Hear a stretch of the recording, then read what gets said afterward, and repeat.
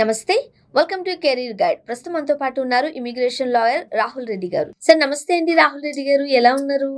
నమస్కారం సార్, మీరు బాగున్నాండి? బాగున్నాను సార్. మీరు ఎలా ఉన్నారు? అంతరిక్షమనండి. సార్ ఇప్పటి వరకు మనము ట్రంప్ గారు తీసుకునే డెసిషన్స్ గడిగడికి మారిపోతూ ఉన్నాయి. గంట గంటకి మనం డిస్కస్ చేస్తూనే ఉన్నాం. ఈ మధ్య కాలంలో ఈ H1B వీసాస్ కి సంబంధించి ఒక ఆమె చేసిన వీడియో చాలా వైరల్ అయిపోయింది. ఆ వీడియో చూసిన ప్రతి హైదరాబాద్ టెక్కీ కూడా భయంతో వణికిపోతున్నారు అన్నట్టుగా చూస్తూ ఉన్నాం. ఏంటి సార్ ఇది?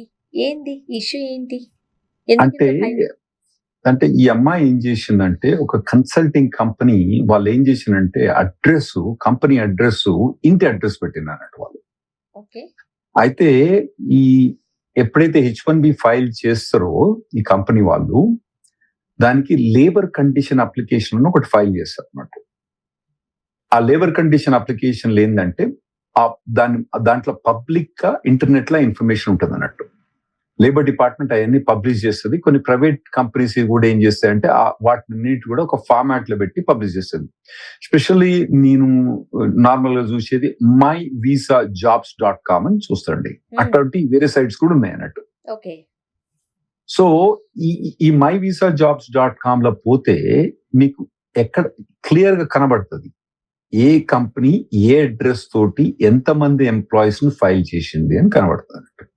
అయితే ఈమె ఏం చేసిందంటే, ఒక కంపెనీ అడ్రస్ దొరకబట్టుకొని ఆ కంపెనీలో 23 మంది H1B ఫైల్ చేసినట్టుగా రికార్డు ఉంది.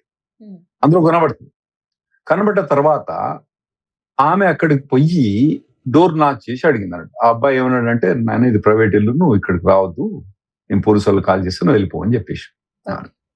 అయితే ఆమె అలిగేషన్ ఏం చెప్తుందంటే, 23 మంది ఎంప్లాయీస్ ఎక్కడున్నారు, నేను పక్కింటి వాళ్ళతో మాట్లాడినా, వీళ్ళతో మాట్లాడినా, అక్కడ లేదు అని చెప్పి ఆమె అలిగేషన్ చెప్పి దాన్ని రచ్చ చేసింది అన్నట్టు.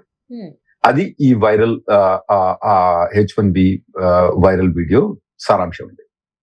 ఇప్పుడు అలా అనుకుంటే ఇంటి నుంచి కంపెనీస్ రన్ చేయొచ్చా? ఒక్కటేందంటే, కన్సల్టింగ్ కంపెనీస్ వేరే, ఇంటి నుంచి కంపెనీస్ రన్ చేయొచ్చా అంటే, ఇప్పుడు మైక్రోసాఫ్ట్ ఫామ్ అయింది ఇంటి నుంచే, యాపిల్ ఫామ్ అయింది ఇంటి నుంచే, డెల్ కంప్యూటర్ ఫామ్ అయింది ఇంటి నుంచే. ఏ కంపెనీ, చాలా పెద్ద కంపెనీస్ అన్ని కూడా ఇవన్నీ మొదలు ఫామ్ అయినప్పుడు ఇంటి నుంచే ఫామ్ అవుతాయి, తప్పేం లేదు అందులో. అంటే నేను ఆ కంపెనీ డిఫెండ్ చేస్తానని అనట్లేదు అన్నట్టు. అయితే ఈ కంపెనీ వాళ్ళు నార్మల్ గా H1B ఫైల్ చేసినప్పుడు 2 అడ్రస్లు ఇస్తారండి. ఒకటేంది కంపెనీ అడ్రస్, ఇంకోది ఈ H1B ని ఫైల్ చేసిన మన పిల్లగాడు ఎక్కడ పనిచేస్తాడో ఆ అడ్రస్ వేరే ఉంటది అన్నట్టు. ఇప్పుడు కంపెనీ అడ్రస్ ఇంట్లో ఉండి అతను కోకోకోలా కంపెనీకి పనిచేస్తుండ అనుకోండి, ఆ H1B ఎంప్లాయ్ ఎక్కడ ఉంటాడు? ఇంట్లో ఉండడు కదా, ఈ కంపెనీ అడ్రస్ ఉండడు కదా, ఎక్కడుంటాడు? ఎండ్ క్లయింట్ దగ్గర పనిచేస్తాడు అన్నట్టు. సో ఆ అమ్మాయి దాన్ని కంప్లీట్ గా మిస్రెడ్ చేసి దాన్ని ఏం చెప్పిందంటే, ఇక్కడ 23 మంది ఎంప్లాయీస్ ఉంటారు అని చెప్పి ఆమె డిస్క్రైబ్ చేసింది అన్నట్టు. చేసి ఆ H1B అన్నది కోకోలా కంపెనీ, ఆమెకు అంత చదివే నాలెడ్జ్ లేదో, మరి అది తెలివి లేదో తెలియదు, కానీ ఆ ఎల్సీలో కొద్ది కింది భాగం కూడా ఉంటుంది అన్నట్టు. పై భాగం కూడా కింది భాగంలో ఏముంటది? ఈ పిల్లగాడు ఎక్కడ పనిచేస్తాడు అన్నట్టు ఉంటుంది. అది ఆ మంచి ఉంటుంది. చూడకేమంటది, నీ దగ్గర 23 మంది ఎంప్లాయీస్ లేరు అని ఆ డబ్బా పెట్టుకొని పెట్టింది అన్నట్టు. ఇప్పుడు residential address means H1B fake అన్నా సార్? అట్లా ఏమీ లేదండి, రెసిడెన్షియల్ అడ్రస్ ఫేక్ అని ఏం కాదు. నేను ఆ కంపెనీని డిఫెండ్ చేస్తలేను, అది కరెక్ట్ అని చెప్తలేను. నార్మల్ గా అయితే మేము ఎప్పుడు కూడా ఏం చెప్తామంటే, నాయన నువ్వు కంపెనీ మాత్రం ఇంటి అడ్రస్ లో పెట్టుకోకు, ఎస్పెషల్లీ నువ్వు H1B ఫైల్ చేసేటప్పుడు. ఇప్పుడు నార్మల్ గా green card holders, US citizens ఏం చేస్తారంటే, వాళ్ళు కంపెనీ ఫామ్ చేస్తుంటే ఇంట్లో వాళ్ళు ఒకవేళ వేరే H1B ఫైల్ చేయనప్పుడు సొంతంగా ఏం చేస్తారంటే, ఇండిపెండెంట్ కన్సల్టెంట్ గా పనిచేసేటప్పుడు వాళ్ళు కంపెనీ ఫామ్ చేసుకొని కొద్దిగా ట్యాక్స్ బెనిఫిట్ ఉంటుంది అన్నట్టు వాళ్ళకు. వాళ్ళు ఏం చేస్తారు, ఇంటర్నల్ గా వాళ్ళు ఏం చేస్తారంటే, ఇంటర్నల్ గా కంపెనీ అదే ఇంటి అడ్రస్ పెట్టి నడిపిస్తారండి. ఇప్పుడు మాకు కూడా ఒక రియల్ ఎస్టేట్ కంపెనీ, దాని మీద ఒక చిన్న 2 ప్లాట్ లో ఒక ఇల్లు ఏదో ఉన్నది అన్నట్టు. అది కూడా రావుల LLC అని చెప్పి కూడా ఏదో పెట్టేసుకుని అది మా ఇంటి అడ్రస్ తోటే ఉంటుంది అది. కానీ మేము H1B ఫైల్ చేయం కదా దాని మీద. కాబట్టి ఇబ్బంది లేదన్నట్టు. చాలా మంది కంపెనీస్ దాదాపుగా ఇప్పుడు యుఎస్ లా 80% ఆఫ్ ద కంపెనీస్ ఇంటర్డ్రెస్ తోటే ఉంటాయి. 80% ఆఫ్ ద కంపెనీస్ యుఎస్ లా ఇంటర్డ్రెస్ ఉంటాయి, తప్పేం లేదు. H1B టెక్నికల్ గా ఫైల్ చేయొచ్చా ఇంటర్డ్రెస్ అంటే ఫైల్ చేయొచ్చునేమో, తప్పేం లేదు అందులో కూడా. కానీ చాలా మంది లాయర్స్ అడ్వైజ్ చేయరు ఇంటర్డ్రెస్ తోటి. కానీ ఈ పర్టికులర్ కంపెనీ అతను ఇంటర్డ్రెస్ తోటి ఫైల్ చేసిండు. ఫైల్ చేసి ఆయన ఇంట్లోనే పని చేస్తాడని చెప్పినా నేను అంటలేను. ఎండ్ క్లయింట్లు వేరే దగ్గర ఉండవు. ఇవేమంటది కన్సల్టింగ్, ఆమెకు కన్సల్టింగ్ కంపెనీ కాన్సెప్ట్ తెలియదు. కన్సల్టింగ్ కంపెనీ అంటే అతను ఆ ఎంప్లాయీస్ వేరే దగ్గర పని చేస్తారు. కానీ ఆ వీడియో మాత్రం చాలా వైరల్ అయింది. దానికి దాదాపుగా attorney general of the state attorney general కూడా రెస్పాండ్ చేసిండు దానికి. ఆ తర్వాత ఆమె ఏమంటదంటే స్టేట్ గవర్నర్ కూడా రెస్పాండ్ చేసిందని ఆమె అంటది. మరి ఎంతమంది నిజమో మనకు తెలియదు. ఎందుకంటే ఆ తర్వాత స్టేట్ గవర్నర్ అబ్బాట్ ఉన్నాడు, టెక్సస్ స్టేట్ గవర్నరు. అతను ఏం చేసిండంటే టెక్సస్ స్టేట్ గవర్నమెంట్ ఏ ఎంప్లాయీస్ కూడా H1B ఫైల్ చేయదని చెప్పి అతను ఒక నోటిఫికేషన్ పట్టుకొచ్చిండు అన్నట్టు. ఇంకోటి టెక్సస్ యూనివర్సిటీ, స్టేట్ యూనివర్సిటీ ఏ కూడా H1B ఫైల్ చేయరాదు అని చెప్పి నోటిఫికేషన్ పట్టుకొచ్చిండు. ఆమె ఏమంటది ఈ వైరల్ వీడియో తర్వాతనే అది వచ్చిందని ఆమె అంటది. మరి అది ఎంత మటుకు నిజమో మనకు తెలియదు అన్నట్టు. మొత్తానికైతే ఆ వీడియో మాత్రం చాలా పాపులర్ అయిపోయి కన్సల్టింగ్ కంపెనీస్ కానివ్వండి, కన్సల్టింగ్ కంపెనీ పనిచేసే ఎంప్లాయీస్ కానివ్వండి, భయభ్రాంతులు చేయడం మొదలుపెట్టింది. సార్ ఇప్పుడు LCA అంటూ వింటున్నాము, ఏంటి సార్ ఇది LCA అంటే? ఇప్పుడు H1B ఫైల్ చేసేటప్పుడు మేము ఏం చేయాలంటే లేబర్ కండిషన్ అప్లికేషన్ అనేది ఒకటి ఫైల్ చేయాలి లేబర్ డిపార్ట్మెంట్ తోటి. అది ఆన్లైన్ ఫైల్ చేస్తాం అన్నట్టు. అది ఫైల్ చేసేటప్పుడు ఏం చేస్తామంటే, ఇప్పుడు ఒకవేళ కనుక ఒక అబ్బాయి డల్లస్ లో పనిచేస్తారు, డల్లస్ లో సాఫ్ట్వేర్ డెవలపర్ సాలరీ ఎంత బట్టి కూడా లెవెల్ జాబ్ డిస్క్రిప్షన్ బట్టి దాన్ని బట్టి అక్కడ లేబర్ డిపార్ట్మెంట్ వాళ్ళు మాకు ఒక సాలరీ డిస్క్రిప్షన్ ఇస్తారు అన్నట్టు. ఆ డిస్క్రిప్షన్ ప్రకారం ఆ శాలరీని మేము LCAలో పెట్టాలి. ఇంకోటి ఏంటంటే మాకు తెలిసినంత మటుకు మార్కెట్ శాలరీ ఎంత ఉంది ఆ పర్టికులర్ పొజిషన్ కు, ఈ రెండిట్లో ఏది ఎక్కువ ఉంటే అది మేము ఆ LCA అబ్బాయికి పే చేయాలన్నట్టు. ఏది H1B అబ్బాయికి పే చేయాలి. అది మేము ఫైల్ చేస్తామంట. నార్మల్ గా ఇప్పుడు డల్లస్ లో చెప్పాలంటే డల్లస్ లో ఎంట్రీ లెవెల్ జాబ్ నేను చెప్పేది దాదాపుగా 85,000 ఉన్నట్టుంది. $85,000 అంటే దాదాపుగా 75 లక్షల శాలరీ ఉందండి. అది మేమంతా రికార్డ్ చేసి LCA అని ఒకటి ఫైల్ చేసి ఆన్లైన్ ఫైల్ చేసిన తర్వాత అది వారం రోజుల్లో అప్రూవ్ చేస్తుంది అన్నట్టు. అది అప్రూవ్ అయ్యి వచ్చిన తర్వాతనే దాన్ని వాడుకొని మేము H1B ఫైల్ చేయొచ్చు. అది లేకపోతే మేము H1B ఫైల్ చేయరాదు. దాన్ని లేబర్ కండిషన్ అప్లికేషన్ అంటారు. ఇప్పుడు మన LCA పబ్లిక్ యాక్సెస్ ఫైల్ అంటున్నారు, అది ఏంటి సార్? ఇప్పుడు LCA ఫైల్ చేసినప్పుడు నేను ఏం చెప్పినా ఒకటేంది ప్రివేలింగ్ వేజ్, అంటే department of labour prevailing wage తీసుకోవాలి. ఇంకోటి ఏంటంటే యాక్చువల్ వేజ్, అంటే మార్కెట్ లో వేజ్ ఎంత, మాకు తెలిసిన తోటి వేజ్ ఎంత ఉన్నది అన్నది డిటర్మినేషన్ చేసుకోవాలి కంపెనీ. సో దానికి డాక్యుమెంటేషన్ పెట్టుకోవాలి. ఈ రెండు కాక ఈ LCA అన్నది సర్టిఫై ఏం చేస్తుంది, ఈ H1B ఫైల్ చేసినప్పుడు యుఎస్ వర్కర్స్ కు నెగటివ్ గా ఎఫెక్ట్ కాదు, ఇతను పని చేయడం తోటి యుఎస్ వర్కర్స్ తోటి నెగటివ్ ఎఫెక్ట్ కాదని ఎంప్లాయర్ అటెస్ట్ చేయాలి. అది కాకుండా ఎవరైనా యుఎస్ వర్కర్స్ కనుక ఈ జాబ్ కనుక అప్లై చేస్తే దాన్ని నోటీస్ బోర్డులో కూడా పెట్టాలి అన్నట్టు. 10 రోజులు నోటీస్ బోర్డులో కూడా పెట్టాలి. దానికి ఎవరైనా H1B యుఎస్ వర్కర్స్ ఎవరైనా అప్లై చేస్తే ఎవరెవరు అప్లై చేసిన అన్నది కూడా అన్ని రికార్డ్ చేసి పెట్టుకోవాలన్నట్టు. సో ఇవన్నీ కూడా పబ్లిక్ యాక్సెస్ ఫైల్ అంటాం మేము దీన్ని. ఇవన్నీ కూడా ప్రతి ఒక్క H1B ఫైల్ చేసినప్పుడు, LCA ఫైల్ చేసినప్పుడు ప్రతి ఒక్క పర్సన్ కూడా ఈ రికార్డ్ పెట్టుకోవాలి. దాన్ని పబ్లిక్ యాక్సెస్ ఫైల్ అంటారు. ఇప్పుడు ఈ LCA ఫైల్ ఏదైతే ఉందో దాన్ని ఎవరైనా చూడాలనుకున్నారనుకోండి, ఫర్ ఎగ్జాంపుల్, ఎవరికి రైట్ ఉంటది? దానికి LCAలో 2 ఫైల్స్ ఉంటాయండి. ఒకటేమో పబ్లిక్ యాక్సెస్ ఫైల్ ఉంటది, ఒకటేమో LCA ఫైల్ అని 2 ఉంటాయండి. పబ్లిక్ యాక్సెస్ ఫైల్ నేమో అందులో ఎంప్లాయీ సోషల్ సెక్యూరిటీ నెంబర్ కానివ్వండి, ఎంప్లాయీ డేట్ ఆఫ్ బర్త్ కానీ అవి ఏముండయి. అందులో ఎంప్లాయీ పేరు కూడా ఉండదు. అందులో ఏముంటదంటే ఎల్సిఏ ఫైల్ చేసినాము, ఎల్సిఏ ఇన్ఫర్మేషన్, ఎల్సిఏలో ఎంప్లాయీ నేమ్ ఉండదు. ఆ తర్వాత ప్రివేలింగ్ వేజ్ అంటే డిపార్ట్మెంట్ ఆఫ్ లేబర్ నుంచి ఏ వేజ్ యూజ్ చేసినావు నువ్వు. ఆ తర్వాత యాక్చువల్ వేజ్ కి ఎట్లా డిటర్మినేషన్ కి వచ్చినావు, నీకు ఎక్కడి నుంచి వచ్చింది నీకు యాక్చువల్ వేజ్ డిటర్మినేషన్, ఏమైనా కనుక్కున్నావా నువ్వు.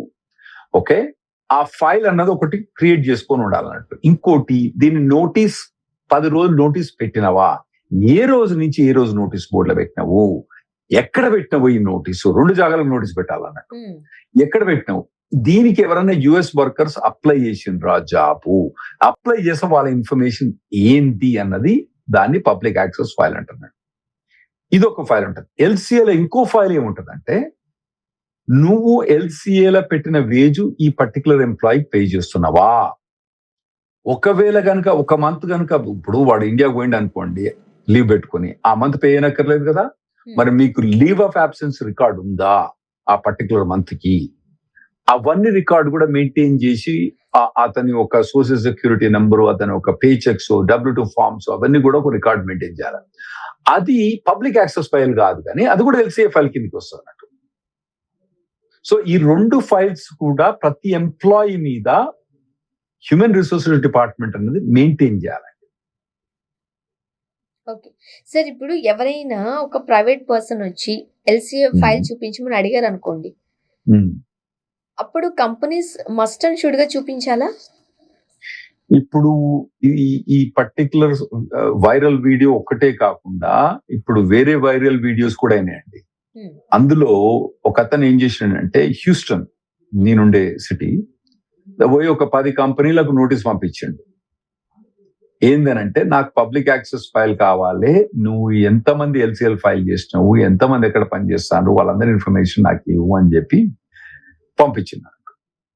అయితే పబ్లిక్ యాక్సెస్ ఫైల్ అన్నది నేను ఇంతకు ముందు చెప్పిన ఇన్ఫర్మేషన్ ఏదైతే prevailing wage, actual wage, posting notice, application ఎవరైతే అప్లై చేసినారో అది మాత్రం దాని పబ్లిక్ యాక్సెస్ ఫైల్ అంటున్నాడు. పబ్లిక్ యాక్సెస్ ఫైల్ అన్నది ఏ వీధిలో పోయిన ఎవ్వరు కూడా, వీధి పోయి ఎవ్వరు కూడా, ఓకే, వీధిలో పోయి ఎల్లమ్మ పుల్లమ్మ మల్లయ్య కూడా వచ్చి మీ కంపెనీలో ఎంతమంది పనిచేస్తారో, H1Bలు ఎల్సిఎల్ ఎంత ఫైల్ చేసినారో అన్ని ఇన్ఫర్మేషన్ నాకు తీసుకొచ్చి ఇవ్వమంటే వాళ్ళకి యాక్సెస్ ఇవ్వాల్సిందే. ఇవ్వాల్సిందే. మరి అలా యాక్సెస్ ఇస్తే బయట వాళ్ళు ఎల్సిఏను మిస్యూజ్ చేసే ప్రమాదాలు ఉన్నాయి కదా. అంటే ఎల్సిఏలో మీకు ఆల్రెడీ ఎల్సిఏ అనేది పబ్లిక్ ఇన్ఫర్మేషన్ ఉంది. ఇప్పుడు ఎల్సిఏ అన్నది మీకు ఆల్రెడీ ఆన్లైన్ లో చూసుకోవచ్చు. మీరు ఏ కంపెనీ ఎన్ని ఫైల్ చేసుకుంది, ఈహా టీవీ ఎన్ని ఎల్సిఎల్ ఫైల్ చేసినది ఆన్లైన్ లో చూసుకోవచ్చు అన్నట్టు. చూసుకోవచ్చు. కాకపోతే అందులో ప్రివేలింగ్ వేజు, తర్వాత యాక్చువల్ వేజు, ఎప్పుడు నోటీస్ పెట్టిండ్రు, ఎవరు యుఎస్ వర్కర్స్ ఎవరు అప్లై చేసిండ్రు అన్నది మాత్రం అది పబ్లిక్ యాక్సెస్ ఫైల్ కాదు.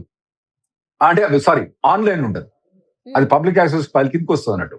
అది చూపెట్టాల్సి వస్తుంది ఎవరికైనా. ఈ ఇన్ఫర్మేషన్ అంతా కూడా పబ్లిక్ యాక్సెస్ ఫైల్ కిందకి వస్తుంది. అందులో ఎల్సీ అన్నది ఆల్రెడీ ఆన్లైన్ ఉంది, ఎవరైనా చూసుకోవచ్చు ఆన్లైన్. ఈ మిగతాది కూడా మీరు ఆఫీస్ లో పెట్టుకొని ఎల్లయ్య పుల్లయ్య మల్లయ్య వచ్చినప్పుడు అడిగినప్పుడు డిమాండ్ చేసినప్పుడు మీరు చూపెట్టాలి, 3 రోజుల లోపల చూపెట్టాలి. మరి అలాంటప్పుడు దీనికి మిస్యూజ్ చేసే ప్రమాదాలు ఉన్నాయంటారా లేవంటారా? అంటే మిస్యూజ్ చేసినా మిస్యూజ్ చేయకపోయినా కానూన్ ప్రకారం వాళ్ళు మనం చూపెట్టాల్సింది కాబట్టి మనం చూపెట్టాల్సిందే. ఓకే, ఇప్పుడు ఎల్సిఏ ఉంది అంటే అది ఫ్రాడ్ అని ఒక మిత్ ఉంది అంటున్నారు, బట్ అది నిజంగానే మిత్ లేదండి. ఎల్సీ అన్నది కంపల్సరీ, ఫ్రాడ్ కాదు. ఎల్సీఏ లేకపోతే మీరు H1B ఫైల్ చేయరాదు. ఎల్సీఏ కాకపోతే ఏంటంటే, ఏ కంపెనీస్ అయితే పబ్లిక్ యాక్సెస్ ఫైల్స్ పెట్టట్లేవో అవన్నీ కూడా అలర్ట్ అయ్యి ఇప్పుడు పబ్లిక్ యాక్సెస్ ఫైల్ మొదలు పెట్టినట్టు ఈ క్యాంపెయిన్ తోటి. ఇప్పుడు ఏమైందంటే, ఎప్పుడు కూడా కొంత యాంటీ ఇమిగ్రేషన్ ఫీలింగ్ అని మొదలైంది. అందులో ఇండియన్స్ అన్న వాళ్ళు చాలా రిచ్ అన్నట్టు. సో ఇందులో రిచ్ అయితే వీళ్ళు చేసే క్యాంపెయిన్ లో ఎట్లున్నదంటే, ఏమని క్యాంపెయిన్ చేస్తానంటే, వీళ్ళంతా ఇప్పుడు ఆ పర్టికులర్ వీడియోలో ఏమున్నది, 23 మంది ఉన్నారు, మరి అక్కడ 23 మంది కూడా పనిచేస్తలేరు అంటాను. ఇంకోటి ఏమంటారు, ఇండియన్స్ వచ్చి మా జాబ్ తీసుకుపోతాను అంటారు. మీరు చెప్పే దాంట్లో ఏం నిజం, ఏం మాట్లాడతాను? మీ అక్కడ ఒకటేమో మీరు ఆడ ఎవడు పనిచేస్తలేరని చెప్తాను, ఇంకోటేమో మీ జాబులు తీసుకుపోతానని చెప్తాను. ఏది నిజం?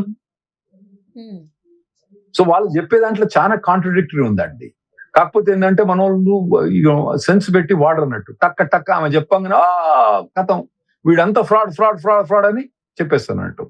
సో అందులో అసలు నిజం ఏంటంటే కన్సల్టింగ్ కంపెనీ బిజినెస్ అన్నది ఎట్లా నడుస్తుంది అంటే అతను పనిచేసే ప్లేస్ వేరే, ఎంప్లాయ్మెంట్ ప్లేస్ వేరే. అది ఆమెకు తెలియనంత మాత్రం నువ్వు తెలుసుకోవాలి ఆడియన్స్, కానీ వాళ్ళు తెలుసుకుంటారు కథం ఒకటే ఫీలింగ్, యాంటీ ఇండియా, వీళ్ళు మన జాబులు తీసుకుపోతారు, హై సాలరీస్ అని తీసుకుపోతారు. ఇంకోటి ఏంటంటే లో సాలరీ, వీళ్ళు మనం లో వేజెస్ పని చేస్తానంటారు, హై వేజెస్ పని చేస్తానంటారు. ఇష్టం వచ్చినట్టు వాగుతాడు ఉన్నాడు ఇప్పుడు ఆ వీడియో తోటి. సార్ ఇవన్నీ చాలా క్లియర్ గా మీరు ఎక్స్ప్లెయిన్ చేస్తున్నారు కదా. ఒక చిన్న డౌట్ ఉండింది నాకు. ఇప్పుడు సాధారణంగా యుఎస్ కి సంబంధించి ట్రంప్ గారి డెసిషన్స్ తీసుకోవడాలు, మనం ఏం చేయాలి ఏం చేయకూడదు సజెషన్స్ ఇవన్నీ ఇస్తున్నారు. ఇమిగ్రేషన్ లాయర్ గానే నేను మిమ్మల్ని ఇంట్రడ్యూస్ చేస్తున్నాను కూడా. బట్ నేను సోషల్ మీడియాలో అది ఇలా లాయర్ గా చెప్పుకునే వాళ్ళని చాలా మందిని చూసానండి. కాకపోతే ఒకసారి వాళ్ళ గురించి వాకప్ చేసినప్పుడు, అంటే ఏంటి వీళ్ళు అని మనం తెలుసుకుంటున్నప్పుడు వాళ్ళకి లైసెన్స్ లేదు, బట్ వాళ్ళు చెప్పుకుంటున్నారు అనేది అయితే అర్థమైంది ఇన్ఫర్మేషన్ ప్రకారం. సో మరి మీరేంటి సార్, అంటే మీకు లైసెన్స్ ఉందా? సారీ బట్ నేను లైసెన్స్ లాయర్ అండి. నేను 1995 కాలిఫోర్నియా లైసెన్స్ వచ్చింది నాకు ఇమిగ్రేషన్. అప్పటి నుంచి నాకు ఇమిగ్రేషన్ లాయర్లు ఏంటంటే యుఎస్ లో ఏ స్టేట్ లో కూడా లైసెన్స్ వచ్చినా కూడా మొత్తం అన్ని స్టేట్ లో కూడా ప్రాక్టీస్ చేయొచ్చు. మిగతా ఫ్యామిలీలో అటువంటి చేరాదు, కానీ ఇమిగ్రేషన్ మాత్రం. ఇమిగ్రేషన్ ఇస్ ద ఫెడరల్ లా కాబట్టి ఎక్కడ 1995 అంటే ఈ మిలేనియం కాదు, పోయిన మిలేనియం. ఈ మిలేనియం 2000 లో మొదలైంది కదా, అంతకన్నా మొదలై నాకు లైసెన్స్ ఉంది. తర్వాత టెక్సస్ లో కూడా నాకు లైసెన్స్ ఉంది. నేను supreme court of United states లో కూడా నేను లైసెన్స్ లాయర్, నాకు 3 జాగాలు. ఇవి కాకుండా ఒక 3 ఫెడరల్ డిస్ట్రిక్ట్ కోర్టులో నేను లైసెన్స్ లాయర్. ఓకే, అంటే ఎవరైతే అలా చెప్పుకుంటున్నారో వాళ్ళ గురించి మాట్లాడడం నా ఉద్దేశం కాదు. కానీ ఇప్పుడు వాళ్ళు కూడా లైసెన్స్ అయితే లేదని అయితే అర్థమవుతోంది. బట్ మేము లాయర్స్ గా అంటూ ఇంట్రడ్యూస్ చేసుకుంటున్నారు కదా. అసలు మనం మీరు లైసెన్స్ ఉంది అని చెబుతూ ఉన్నారు. వీళ్ళు అసలైన లాయర్లు అని తెలుసుకోవాలి అని అంటే అది ఏ బేసిక్స్ మీద ఉంటుంది సార్? సింపుల్ గా మీరు ఇప్పుడు నేను కాలిఫోర్నియా లైసెన్స్ లాయర్ అని చెప్పిన, టెక్సస్ లైసెన్స్ లాయర్ అని చెప్పిన, ఈ 2 చెప్పినా కదా. సింపుల్ గా కాలిఫోర్నియా బార్కు పోయి అందులో నా పేరు కొడితే రావాలి, రాకపోతే నేను అబద్ధం చెప్పినట్టే. టెక్సస్ బార్ అని ఉంటుంది అన్నట్టు. ఇది పబ్లిక్ ఇన్ఫర్మేషన్, ఇది ప్రైవేట్ ఇన్ఫర్మేషన్ కాదు. పోయి నా పేరు రాహుల్ రెడ్డి అని చెప్తే అక్కడ కనబడాలి. ఒకవేళ కనుక అది నేను లేదనుకోండి, నేను లైసెన్స్ లాయర్ కాదు. అందులో కూడా దీనికి ఎప్పుడు లైసెన్స్ వచ్చింది, దీని మీద ఏమైనా బ్యాడ్ రికార్డ్స్ ఉన్నాయా, అవన్నీ కూడా అందులో రాస్తారండి. సో ఇవన్నీ కూడా మీరు ఎవరైనా లైసెన్స్ లాయరా కాదా అన్నది ఈజీగా చెక్ చేసుకోవడం బెటర్. కొందరు ఏం చెప్తారు, నేను లాయర్ అని చెప్తారు. ఎక్కడ లాయర్ అని చెప్పారు అన్నట్టు. వాళ్ళు ఇండియాలో లాయర్ కావచ్చు, యుఎస్ లో లాయర్ కాకపోవచ్చు వాళ్ళు. సో ఇండియాలో లాయర్ అయితే ఇండియాలో లాయర్ అని చెప్పుకోవాలి, అట్లా చెప్పుకోవాలి. కొందరు చెప్పుకోరు అన్నట్టు క్లియర్ గా. వీళ్ళు ఇల్లీగల్ గా కూడా కొంతమంది ప్రాక్టీస్ చేస్తా అంటారు, వాళ్ళని ఎన్ఫోర్స్ చేయడం అనేది కష్టం. కానీ నేను మాత్రం కాలిఫోర్నియా లైసెన్స్ లాయర్, టెక్సస్ లో కూడా లైసెన్స్ లాయర్. ఎవరు కావాల్సుకున్నా కూడా కాలిఫోర్నియా బార్ పోయి వెబ్సైట్ పోయి చెక్ చేసుకోవచ్చు, టెక్సస్ బార్ పోయి చెక్ చేసుకోవచ్చు. సార్ ఈ లైసెన్స్ అనేది ఎలా తీసుకున్నారు మీరు? లైసెన్స్ ఫస్ట్ నేను ఇండియాలో అప్పుడు ఆంధ్రప్రదేశ్ ఉన్నప్పుడు, ఇప్పుడు ఆంధ్రప్రదేశ్ తెలంగాణ, ఫస్ట్ ఇండియాలో లా చేసినట్టు నెల్లూరులో, ఆ తర్వాత ఆంధ్రప్రదేశ్ బార్ కౌన్సిల్ అప్పుడు హైదరాబాద్ లో ఆంధ్రప్రదేశ్ ఎన్రోల్ అయినా. ఆ తర్వాత నేను డైరెక్ట్ గా కాలిఫోర్నియా బార్ ఎగ్జామ్ తీసుకొని కాలిఫోర్నియా ఎగ్జామ్ లైసెన్స్ లాయర్ అయినా. ఆ తర్వాత మళ్ళీ టెక్సస్ బార్ ఎగ్జామ్ తీసుకొని లైసెన్స్ తీసుకున్నాను. అంటే అక్కడ కండక్ట్ చేసే ఎగ్జామ్స్ కి మీరు అటెండ్ అయ్యి రాసి పాస్ అయ్యి లైసెన్స్ తీసుకోవాలి. అట్లా తీసుకోవచ్చు, లేదా అంటే అక్కడ లా డిగ్రీ చేసుకొని ఉన్నా కూడా వాళ్ళు స్టిల్ లైసెన్స్ కోసం ఎగ్జామ్ రాయాలి. ఓకే. ఇండియా నుంచి పోయి కూడా లైసెన్స్ రాయొచ్చు, లేదా అక్కడ లా డిగ్రీ చేసిన వాళ్ళు కూడా లైసెన్స్ రాయాలి. సో ఈ 2 తీర్లా లైసెన్స్ చేసుకోవచ్చు అండి. ఒకటేందో అక్కడ లా డిగ్రీ, యుఎస్ లో లా డిగ్రీ చేసి బార్ ఎగ్జామ్ తీసుకొని పాస్ కావచ్చు. ఇండియాలో లాయర్ కూడా మీరు కాలిఫోర్నియా కానివ్వండి, వేరే టెక్సస్ బార్ కానివ్వండి, అక్కడ పోయి బార్ ఎగ్జామ్ తీసుకొని పాస్ అయ్యి రావచ్చు. అయితే అక్కడ కొన్ని రిక్వైర్మెంట్స్ ఉంటాయి. ఒక్క ఇండియాలో లా చేసినంత మాత్రమే కాదు, కొన్ని వేరే రిక్వైర్మెంట్స్ ఉంటాయి. వాటిని కంప్లీట్ చేసుకొని మీరు అక్కడ లాయర్ కావచ్చు. ఓకే. సో మీరైతే ఎగ్జామ్ రాసి లీగల్ గా మీరు పాస్ అయ్యి లైసెన్స్ తీసుకొని ఎవ్రీ ఇయర్ లైసెన్స్ ఫీజు కట్టి every year continuing legal education చేస్తేనే లాయర్ అయితే అది నేను license lawyer in California and Texas both. ఎప్పుడు సార్ రెండు? 1995 లో కాలిఫోర్నియా, 2002 లో టెక్సస్. ఓకే. సో అంటే ఇవి చాలా చూసున్నాము, దాని గురించి డౌట్ అడిగాను అంతే. మాట్లాడడం నా ఉద్దేశం కాదు. మనం డిస్కస్ చేస్తున్నాం కదా చాలా రోజుల నుంచి. ఒకసారి మీ గురించి నాతో పాటు మన ఆడియన్స్ కూడా చాలా డౌట్స్ వస్తాయి కదా సార్. ఎప్పుడైతే వీళ్ళ లైసెన్స్ కాదు అనే లాయర్ల గురించి మనం తెలుసుకున్నప్పుడు వెంటనే మన లిస్ట్ లోకి వస్తాయి, ఈయన లైసెన్స్ అవునా కాదా అనే డౌట్ వస్తుంది. నేను యాక్చువల్ గా టెక్సస్ లా అన్లైసెన్స్ లాయర్స్ మీద ప్రాసిక్యూట్ చేయడానికి నన్ను టెక్సస్ సుప్రీంకోర్టు అపాయింట్ చేసింది. ఒక 3-4 ఏళ్ళు అట్లా కూడా పనిచేస్తుంది. అంటే వాలంటీర్ జాబ్, అంటే లా ఇమిగ్రేషన్ లాయర్ పక్కన సైడ్ గా అది కూడా పనిచేస్తుంది ప్రాసిక్యూట్ చేయడానికి. Super sir. Sorry but thank you so much sir. Sure. And మన పాయింట్ కి వచ్చేస్తే, ఇప్పుడు యుఎస్ గవర్నమెంట్ ఈ H1B కి సంబంధించి ఎలా ఇన్వెస్టిగేట్ చేస్తారు సార్? అంటే నార్మల్ గా many type of investigations agencies ఉన్నాయి. FDNS, ఫ్రాడ్ డిటెక్షన్ యూనిట్ అని ఉండదండి. వాళ్ళు ఏం చేస్తారు, మనం H1B ఫైల్ చేసినప్పుడు కానివ్వండి, H1B స్టాంప్ పోయినప్పుడు కానివ్వండి, వాళ్ళు వచ్చి ఏం చేస్తారంటే, నీకు నిజంగా జాబ్ ఉందా, ఆ ప్రాజెక్ట్ ఉందా, తర్వాత ఆ ప్రాజెక్ట్ లో పనిచేస్తున్నారా, తర్వాత నువ్వు ఇప్పుడు 23 మంది H1B ఫైల్ చేస్తున్నారు, ఎక్కడ పనిచేస్తున్నారు వీళ్ళందరూ, ఏ జాగాలో పనిచేస్తున్నారు, నువ్వు ఎక్కడెక్కడ చెప్పినావు అక్కడెక్కడనే పనిచేస్తున్నారా, వేరే జాగాలో పనిచేస్తున్నారా, నువ్వు శాలరీ ఇస్తున్నావా ఇస్తలేవా, నాకు పేచెక్స్ ఇయ్యి, W2 ఇయ్యి అని వాళ్ళు FDNS అడుగుతారు. అది ఒకటి. ఇంకోటి డిపార్ట్మెంట్ ఆఫ్ లేబర్ అని ఉంటుందండి. అది నార్మల్ గా complaint driven department of labour.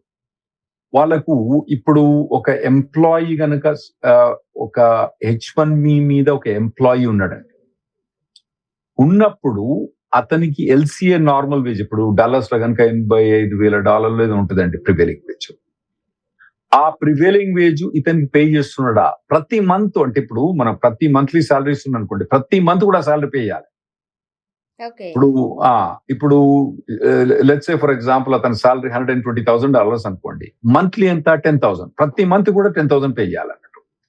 లేదండి నేను 3 నెలలు పే చేయలేదు కానీ మళ్ళీ తర్వాత ఎండుకు వచ్చేవాడికి 40,000 50,000 ఎక్స్ట్రా పే చేసినట్టు ప్రతి నెల కూడా దాన్ని డివైడ్ చేసి ఆ పే చెక్ ప్రకారం దాన్ని పే చేయాలన్నట్టు. అది డిపార్ట్మెంట్ ఆఫ్ లేబర్ ఇన్వెస్టిగేట్ చేస్తుంది. అది ఇది నార్మల్ గా ఏంటంటే, ఎప్పుడైనా ఎంప్లాయీస్ గనక శాలరీ ఇవ్వకపోతే డిపార్ట్మెంట్ ఆఫ్ లేబర్ కంప్లైంట్ చేస్తే డిపార్ట్మెంట్ ఆఫ్ లేబర్ స్వంతంగా ఇన్వెస్టిగేట్ చేసి మీ శాలరీ ఇప్పిస్తుంది అన్నట్టు. అంటే మీరు ఇంకోటి ఏంటంటే, లాయర్ని హైర్ చేసుకొని పోవచ్చు, మళ్ళీ లాయర్ హైర్ చేసుకోవాలంటే డబ్బులు కావాలి కదా, ఎందుకంటే వాళ్ళకి ఛార్జెస్ కదా. డిపార్ట్మెంట్ ఆఫ్ లేబర్ తీసుకొస్తే వాళ్ళు ఇమ్మీడియట్ గా చెవులు బట్టి గుంజి పట్టుకొచ్చి శాలరీ ఇస్తారండి. సో ఎప్పుడు కూడా ఏ కంపెనీ కూడా మీకు శాలరీ గనక ఏదైతే ప్రిస్క్రైబ్ చేసి LCA లా H1 లా ప్రిస్క్రైబ్ చేసిన శాలరీ ఇవ్వకపోతే డిపార్ట్మెంట్ ఆఫ్ లేబర్ పోయి WH4 ఫామ్ అని ఉంటది అన్నట్టు. WH4 ఫామ్ అని ఉంటది, అది తీసుకొని మీరు ఫైల్ చేస్తే డిపార్ట్మెంట్ ఆఫ్ లేబర్ ఎంబడే రెస్పాండ్ అయింది. అయితే నేను చెప్పే టిప్ ఏంటంటే, మన హీహా ఛానల్ వాళ్ళు మాత్రం చక్కగా లేబర్ డిపార్ట్మెంట్ ఫైల్ చేయకండి. ఎందుకంటే లేబర్ డిపార్ట్మెంట్ ఫైల్ చేసినప్పుడు ఏమైంది, ఒకవేళ కంపెనీకి 25 మంది ఎంప్లాయీస్ ఉంటారు అనుకోండి, అందరికీ శాలరీ ఇస్తున్నావా, ఎందుకు ఇస్తలేవనంటే వాడేం చేస్తాడు, డబ్బా క్లోజ్ చేసుకుంటాడు. మనకు కావాల్సింది ఏంది, ఫస్ట్ నువ్వేం చేయంటే ఆ WH4 ఫామ్ అన్నది ఎంప్లాయర్ పంపి, నాయనా నేను 2 ఏళ్ళు పనిచేసిన, అందులో నువ్వు 6 నెలలు నాకు జీతం ఇవ్వలేదు, ఇస్తావా ఇవ్వవా, ఇవ్వకపోతే ఈ కంప్లైంట్ ఏదైనా ఉందో అది నేను డిపార్ట్మెంట్ ఆఫ్ లేబర్ పంపిస్తా అని చెప్తే ఏమైందంటే మనోనికి 6 నెలల జీతం వస్తుంది. ఓకే. ఇప్పుడు కంప్లైంట్ కనుక పంపిస్తే దీనికి రావచ్చును రాకపోవచ్చును, డబ్బా మొత్తం క్లోజ్ కావచ్చు. సో మళ్ళీ ఒకసారి చెప్తా అండి, department of labour WH4 form, అది మీరు ఎంప్లాయర్ అది చూడంగానే వణుకు పడుతుంది. ఓకే. ఇప్పుడు సాధారణంగా జెన్యూన్ కంపెనీస్ ఉంటాయి సార్. అవునండి. బట్ ఇన్ జనరల్ గా మిస్టేక్స్ జరుగుతూ ఉంటాయి. ఎలా ఉంటాయి అంటారు అవి? ఏం చెయ్యకూడదు? టిపికల్ గా మేము చూసే మిస్టేక్స్ మెయిన్ ఏంటంటే, ఇప్పుడు కొన్ని ఫ్రాడ్లెంట్ కంపెనీస్ ఉంటాయి, వాటి గురించి మనం మాట్లాడుకుంటలేము. వాళ్ళు ఏం చేస్తారు, H1B ఇన్ హౌస్ మీద ప్రాజెక్ట్ మీద ఫైల్ చేసి జనాల దగ్గర డబ్బులు తీసుకొని H1B ఫైల్ చేయడం, తర్వాత జనాలను ప్లేస్ చేయక సాలరీ ఇవ్వక అటువంటి కంపెనీస్ కొన్ని ఉంటాయి. అటువంటి ఒక 5% కంపెనీసే ఉంటాయి. కాకపోతే అవి ప్రచారానికి ఎక్కువ వస్తాయి, కానీ 5 to 10%, 5% కంపెనీసే ఉంటాయి, అవి ఎక్కువ ఉంటాయి అంటే. అవి కూడా ఏమైతాయంటే, ఈ డిపార్ట్మెంట్ ఆఫ్ లేబర్ FTNS వచ్చి ఫ్రాడ్ వచ్చి కొందరు శ్రీకృష్ణ జన్మస్థానానికి పోతూనే ఉంటారు. వాళ్ళు ఏడాదికో 10-15 మంది పోతూనే ఉంటారు. సో జెన్యున్ ఉండే కంపెనీస్ చేసే జెన్యున్ మిస్టేక్స్ ఏంటంటే, ఇప్పుడు ఒక అబ్బాయి న్యూ జెర్సీలో పనిచేస్తుండే, వాని పెన్లాం డల్లస్ లో ఉంది. ఈయన LCA అనేది లొకేషన్ స్పెసిఫిక్, న్యూ జెర్సీలోనే పనిచేయాలి. వాడు డల్లస్ రాదు. వాడు నేను ఇంట్లే పని చేస్తానులే, నేను పని చేస్తానట్టు ఎవడు చూస్తాడులే అని చెప్పి వాడు డల్లస్కి వచ్చి పెన్లాంతో ఉంటాడు. అయితే ఆ డల్లస్కి వచ్చే ముందు కంపెనీ అన్నది అమెండ్మెంట్ ఫైల్ చేయాలి, అప్రూవ్ కానక్కర్లేదు, ఫైల్ చేయాలి. ఈ మనోనికి తుత్తరా, ఎవడు చూస్తలేదు కానీ నేను నా పెన్లాం దగ్గర పోతే ఎవడు చూస్తాడు అని చెప్పి వీడు పోతాడు. పోయినప్పుడు వాడు ఏం చేస్తాడు, టక్ టక్ టక్ న్యూ జెర్సీలో డోర్ నాక్ చేస్తాడు. డోర్ నాక్ చేస్తే వీడు అక్కడ ఉండనప్పుడు వాడు ఏం చేస్తాడు, ఫోన్ చేస్తాడు. అరే నాయన ఎక్కడున్నావురా అంటే, ఈ తిక్కలోడు ఏం చేస్తాడంటే, నేను న్యూ జెర్సీలో ఉన్నా అని చెప్తాడు.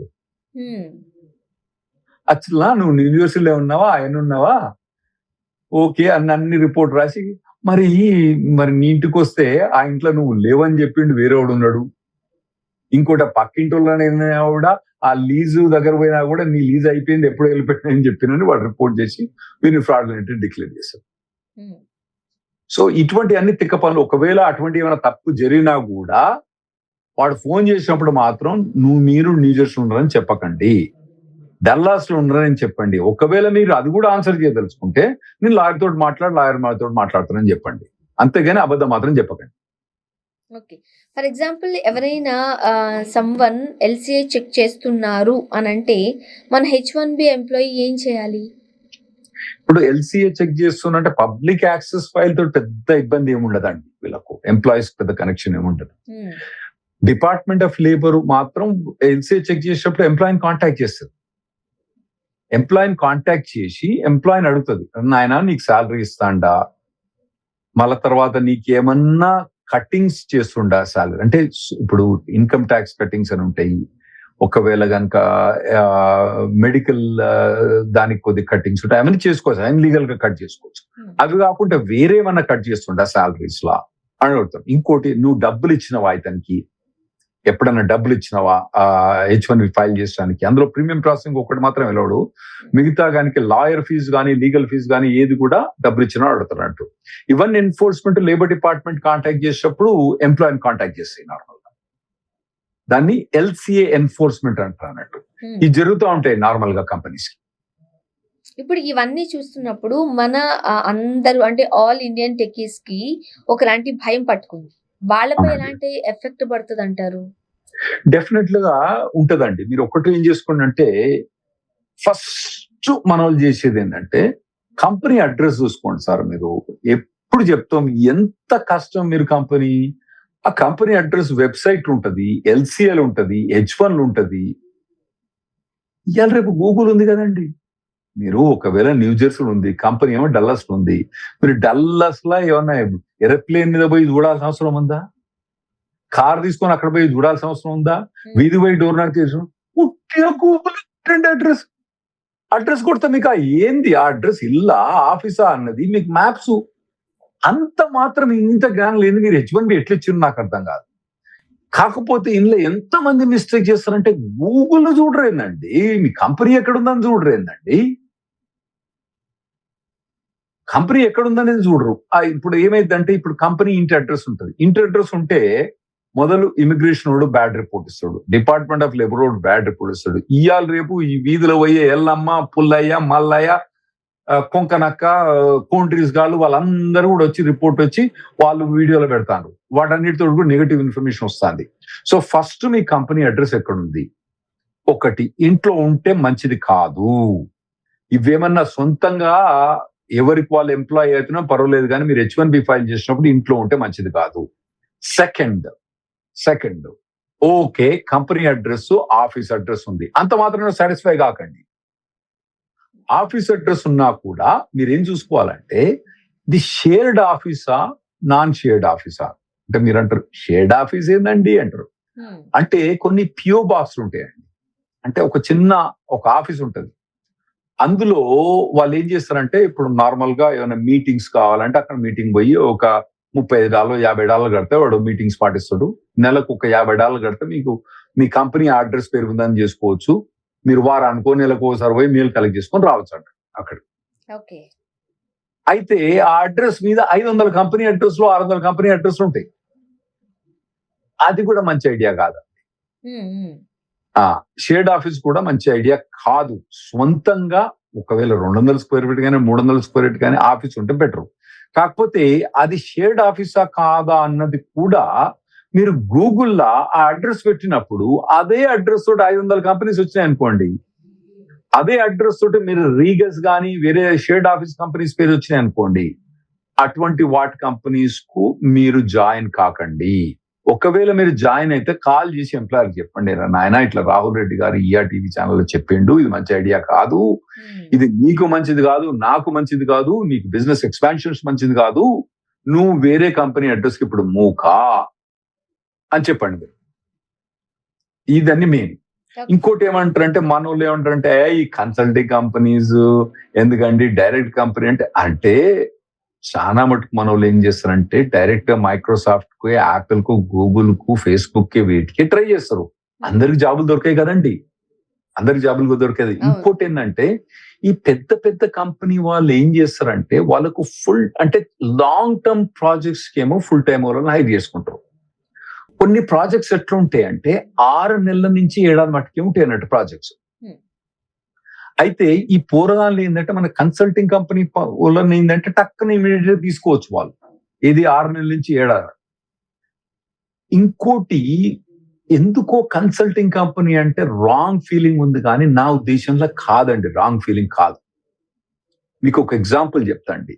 ఇప్పుడు ఒక పర్సన్ ఉన్నాడు, ఓకే, ఆ పర్సన్ కోకోకోలా కంపెనీ అని అందరికి తెలుసు. అందులో పోయి సాఫ్ట్వేర్ ప్రాజెక్టు మీద ఉన్నాడు. వాడు 5 ఏళ్ళు 3-4 ఏళ్ళు అదే ప్రాజెక్ట్ మీద పనిచేసాడు. ఓకే, అక్కడ కొద్దిగా వర్క్ స్లో ఉంటదండి. పెద్ద పెద్ద కంపెనీస్ లో, డైరెక్ట్ కంపెనీలో వర్క్ లో స్లో ఉంటది. అదే అబ్బాయి గనక డెలాయిట్ కంపెనీ నుంచి గనక కోకోలా కంపెనీ పోయిందంటే వానికి అక్కడ ప్రాజెక్ట్ 6 నెలలే ఉంటది. 6 నెలల తర్వాత ఏం చేస్తాడండి వాడు, ఈ కోకోలా కంపెనీ నుంచి AT&T కంపెనీ మూవ్ చేస్తాడు. అక్కడ 6 నెలల నుంచి 9 నెలల ప్రాజెక్ట్ ఉంటుంది. మళ్ళీ అక్కడి నుంచి ఎక్కడ మూవ్ చేస్తాడండి, యాపిల్ మూవ్ చేస్తాడు వాడు.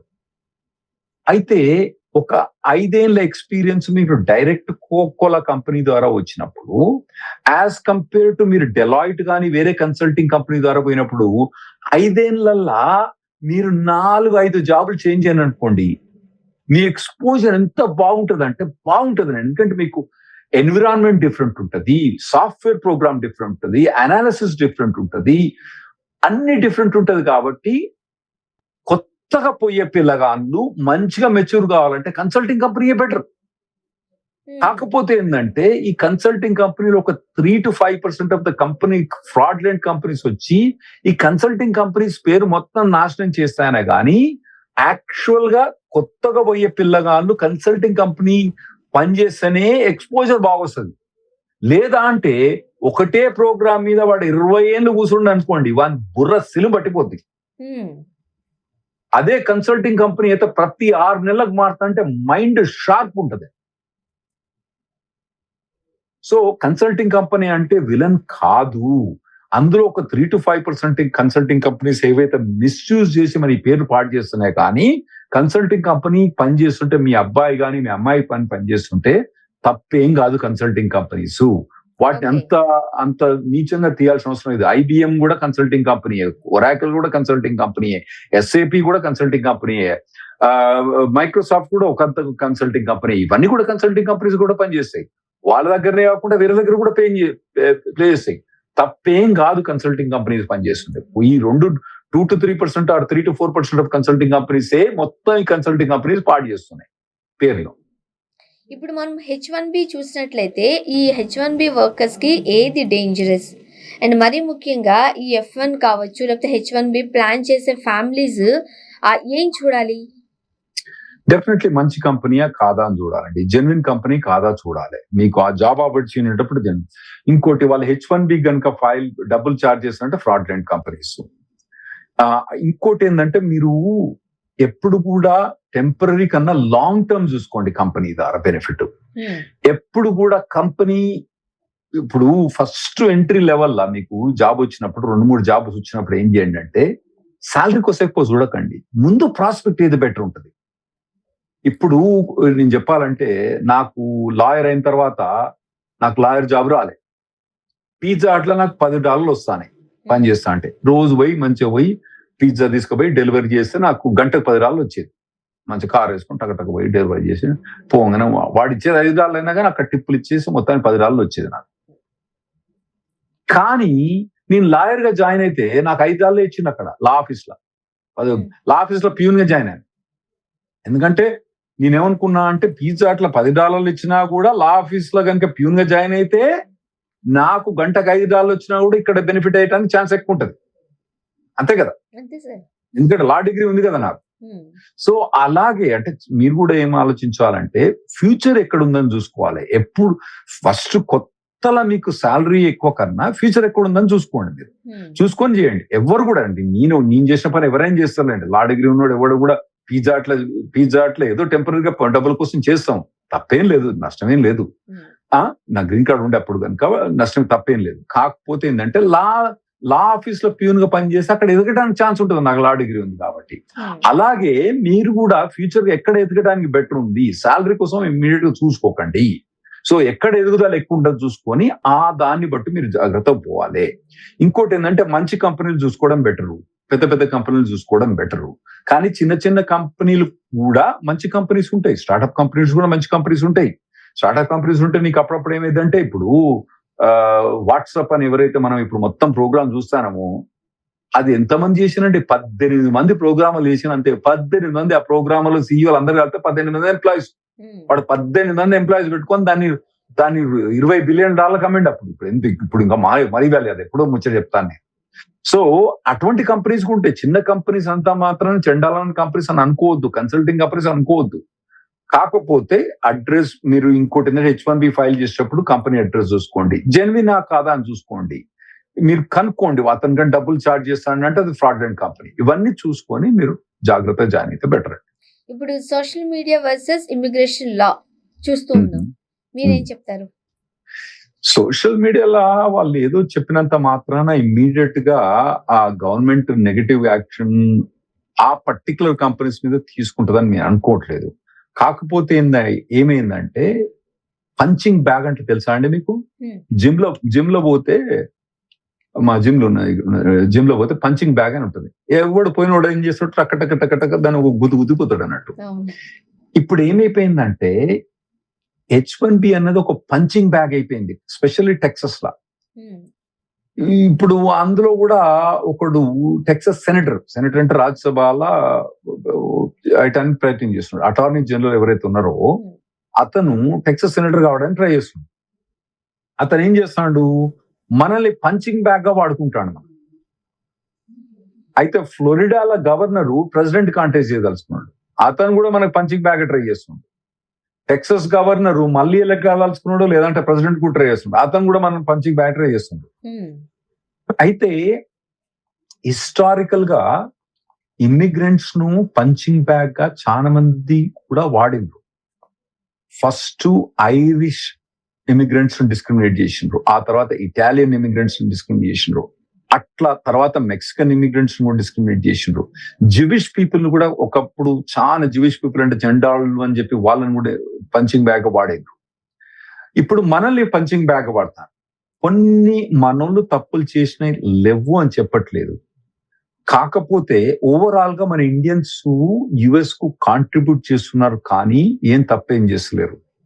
ఇండియన్స్ వచ్చి మొత్తం స్వామ్ చేస్తానంటే ఇండియన్స్ పోయిన ప్రతి దగ్గర రియల్ ఎస్టేట్ వాల్యూ మేము పెంచుతున్నాం. ఇండియన్స్ పోయి ఎక్కడ కూడా సెటిల్ అయినా కూడా, ఇప్పుడు ఫిస్కో పోయినా కూడా, ఇక్కడ పోయినా కూడా ఆడ ఏమైతుందంటే రియల్ ఎస్టేట్ వాల్యూ పెంచుతున్నాం. మన ఇండియన్స్ పోగానే రియల్ ఎస్టేట్ వాల్యూ తగ్గట్లేదు. అక్కడ వామ్మో ఇండియన్స్ వచ్చిండ్రా నాయన అనగానే అక్కడ డబుల్ అవుతాయి ప్రైజులు. తప్పేముంది, తప్పలేదు కదా అందులో. అంటే మనం అక్కడ ఒక వాల్యూ పెంచుతానం కాబట్టి వాళ్ళ వాల్యూ తీసుకొస్తలేము. ఇంకోటి, ఇండియన్స్ పోయిన ప్రతి స్కూల్ డిస్ట్రిక్ట్ కూడా ఎవరినైనా అడగండి, మీరు ఇండియాలో పోయిన, మీరు యుఎస్ లో ఎవరినైనా అడగండి, ఇండియన్స్ ఎక్కువ మట్టుకున్న ప్రతి స్కూల్ డిస్ట్రిక్ట్ వాల్యుయేషన్ అక్కడ స్కూల్ డిస్ట్రిక్ట్ చాలా మంచిది అన్నట్టు. అక్కడ ప్రైవేట్ స్కూల్స్ లేవు, పబ్లిక్ స్కూల్స్ ఉంటాయి అన్నట్టు. ఆడ జనాలు ఇల్లు కొనేటప్పుడు ఏం చూస్తారంటే ఇల్లు మంచిగుందా, వీధి మంచిగుందా, చెట్టు మంచిగుందా, ఏవి చూడరు. మొదలేం చూస్తారు తెలుసా అండి, స్కూల్ డిస్ట్రిక్ట్ మంచిగుందా అని చూసిన తర్వాతనే మిగతా అని చూస్తారు. ఇల్లు వాస్తు మంచిగుందా, ఇది మంచిగుందా, అదే ఏం లేదు. ఇల్లు పెద్దగా ఉందా, కాదు, స్కూల్ డిస్ట్రిక్ట్ మంచిగుందా, పూర్వాలకు స్కూల్ డిస్ట్రిక్ట్ మంచిగుందా అని చూసుకొని ఇల్లు కొంటారు. అచ్చా, ఇప్పుడు నాలాంటి వాళ్ళు కూడా ఏం చేస్తారంటే స్కూల్ డిస్ట్రిక్ట్ ఎందుకు చూస్తారంటే ఎక్కడైతే స్కూల్ డిస్ట్రిక్ట్ మంచుకుంటుందో అక్కడ సేఫ్ ప్లేస్ కూడా, అంటే మన ఇండియన్స్ పోతే వాల్యుయేషన్ పెరుగుతుంది, సేఫ్టీ పెరుగుతుంది, స్కూల్ డిస్ట్రిక్ట్ వాల్యూ పెరుగుతుంది, ఇవన్నీ పెరుగుతున్నాయి. కాబట్టి మన కాంట్రిబ్యూషన్స్ బాగా ఉన్నాయి. కాకపోతే మన మీద నెగటివిటీ అనేది బాగా క్రియేట్ అయిపోయిందండి ఈ మధ్యలో. సో మనం కొన్ని ఇంతకుముందు మనం చెప్పినట్టు సినిమా రాగానే ఆగమాగం చేసి 500 మంది పెట్టి మొత్తం ప్రచారం చేయడం, సినిమా థియేటర్లు పోయి ఆగం చేయడం, పెద్ద పెద్ద దేవుని విగ్రహాలు పెట్టడం, తర్వాత బతుకమ్మలు పబ్లిక్ గా పోయి మన అక్కడ లేక్స్ లో డిస్ట్రాయ్ చేయడం, వినాయకుడిని అక్కడ పబ్లిక్ లేక్ నిమగ్నం చేయడం, ఇటువంటివన్నీ కొన్ని మానుకోవాలి మనం. మిగతా మనకు అసెట్స్ ఉన్నాయి, అవి వాటిని మనం ప్రచారం చేసుకోవాలి, మంచి ప్రోగ్రెస్ చేసుకోవాలి, కష్టపడాలి, అందులో తప్పేం లేదండి. Sir, thank you so much sir. ఎప్పటికప్పుడు అలర్ట్ చేస్తూ ఉంటారు, గైడ్ చేస్తూ ఉంటారు, అండ్ రకరకాల డౌట్స్ వస్తున్న నేపథ్యంలో every week career guide through మీరు అన్ని సజెషన్స్ ఇస్తున్నారు, గైడ్ చేస్తున్నారు. Thank you so much Rahul Reddy గారు. థ్యాంక్ యూ అండి. థ్యాంక్ యూ సోనా గారు.